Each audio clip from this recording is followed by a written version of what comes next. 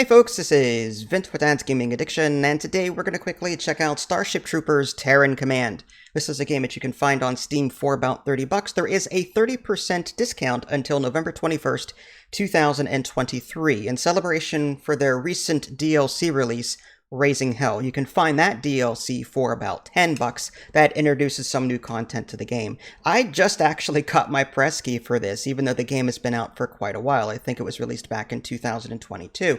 And this is going to be more of a first impressions video. There is a campaign that you can play. There's actually a couple of different campaigns. There's also challenges and some other scenarios. And you can even replay the campaign missions based off of that whole scenarios menu. I really like that. I like the idea of being able to go back to levels that you really enjoyed.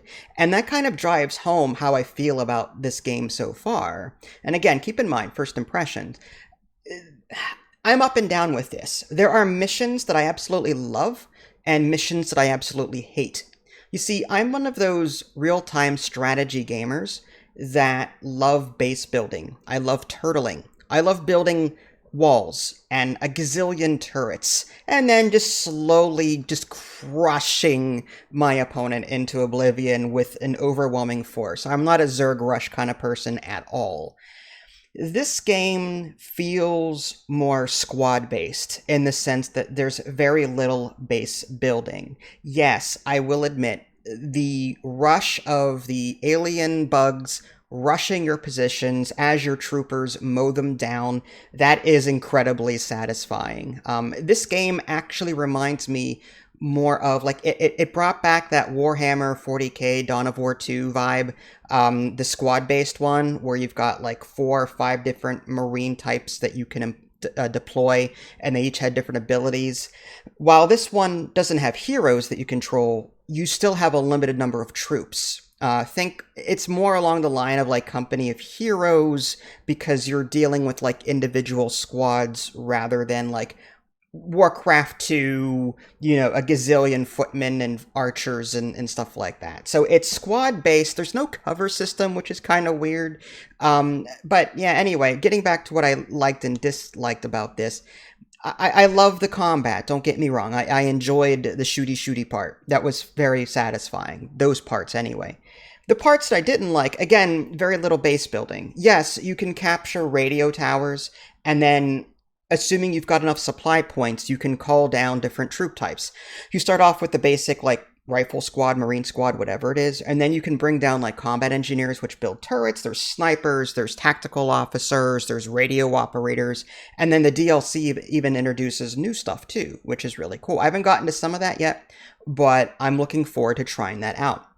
But again, the base building is very simple. Even when you do have a general base of operations, you will typically have a limited supply. I'm thinking like Command and Conquer 4, you know how well that did.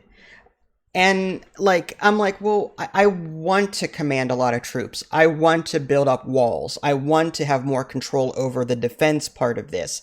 But I don't have that. Instead, I'm given, here's some supply points, and go out and do the things that I want you to do with the limited resources that you have. Like, the game is forcing you to be efficient. And to top that off, there are some missions where you don't have any support at all, and you're given a couple of troops, like squads, and you have to complete the level with what you have. I hate that. I hate levels that, like, only give you a couple units and force you to be super careful, super strategic, and the like. I do appreciate the fact that there are different difficulty settings. There's from very easy to very hard. So there's like 5 different difficulties. And all the difficulties really do is increase the power of your weapons. So if you put it on very easy, for example, I think your weapons do like double damage. The theme is there. Like, you know, when I'm a fan of the original Starship Troopers movie, and, you know, there's a lot of references to this, the cutscenes in between, but the more I think about it, the more that I could have slapped on a Star Trek or Star Wars theme, and it still kind of would have felt the same way, in a weird way, if that makes any sense. Like, the theme is there, don't get me wrong, but, like, I feel like the game could have done more to be a bit more thematic than what it is. The music's decent. I didn't recognize any of the music, but it had that trumpet fanfare that the original movies had. And there's even like typical bugs. Like there's the warrior bugs, and then there's tanker bugs that spew the acid at you, different things like that. So like, yes, the game has theme. It does. I just wish it could have done more with it. I wish the graphics were better. I wish the dialogue wasn't so canned and cheesy. But again, the movie in itself was kind of cheesy, so I can kind of make an argument for that. But still, um, there is a first-person shooter, Starship Troopers, that another developer released that I feel is a bit more thematic than this. It's a cooperative online, shooty bug kind of thing, and I enjoy that too. But I feel like that has more theme to it than this game does. Anyway, so long story short, I enjoyed my time with this game so far, and I do intend to continue playing it. But the base building elements are very, very simple. In addition to supply points, you got these like command points, and you only have a limited number of those, at least in the early levels. So like you can only put down like 1 or 2 turrets, because those turrets are tied to those command points. And you have to like choose, do I want to unlock this radio operator building or the support building so I can train these kind of troops, or do I put a turret down? Like, well, why can't I do both? Why are you limiting me to, like, it's not, I don't know, it bothers me, okay? It really bothers me. Like, I want to, if I want to create this gigantic defensive position, the game will not let me do it because you gotta work with what you have, I don't like that. Give me free reign.